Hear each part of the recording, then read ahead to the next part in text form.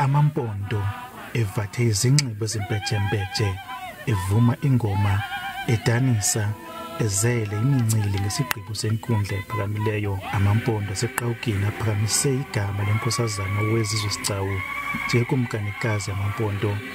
Bambi abantu bathi basiviyela isigqibo senkundla. Isonwabise kakhulu into yokuba ubukumkani bubuyele apha eQawukeni kuba sikhule kuyona ndawo siyaziyo le iqawuka okokuba lilikhaya lethu sonke njengamampondo alapha empuma.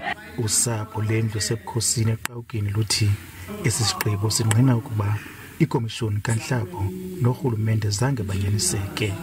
Siyavuya ke ijudgment icacisile ngokuphandle ngokinto yoba ubukumkani abukho kuzanozuko and nesigqibo sathathwa ngumongameli besichithile. Ubukumkani ke ngoku bulapha silapha ke namhlanje kuze ke sicela Amampondo ba mawazimisela into yoba ngoku into yawo ibuyile.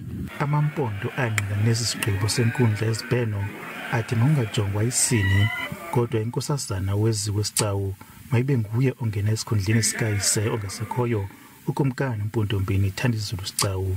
Nditsho eBhayibhelini yavuma into yokuba ukuba ngabe inkokheli ithe apha kwizaleni kwayo yafumana umntwana uyinkwenkwe kodwa yafumana amantombazana.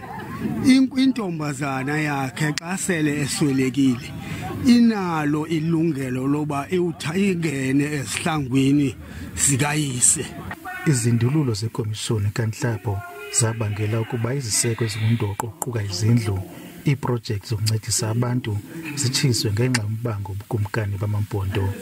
Le ndawo yatshiswa yachabalala kwalahleka izigidigidi zamarandi. Ngoku kubonakala kusazoliwa elinye idabi nanjengoko Amampondo axhasa ikumkanikazi uNobandla Sigcawu ebetha ngenqindi phansi esithi esisigqibo bazosicela umngeni. Dinkululeko Nyembezi weendaba ze-SABC eQawukeni Great Place elusikisiki.